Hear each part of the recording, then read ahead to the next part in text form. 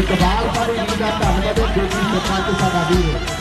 जो कि सरपंच कालजीत बहादुर के अपनी सूचनाओं का किसी प्रभाव के लिए बिरला बैठा की सकल तरीका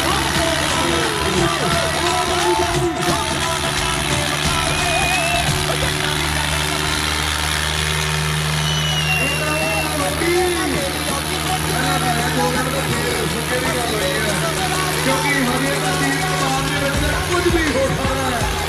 कि हजे का गोपी मोदी गल पे गोपी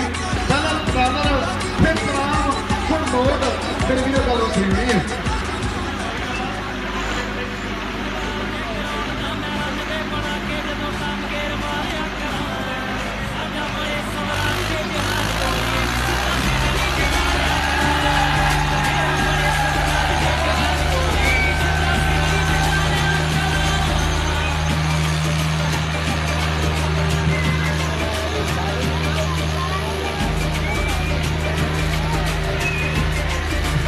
बड़ी वाह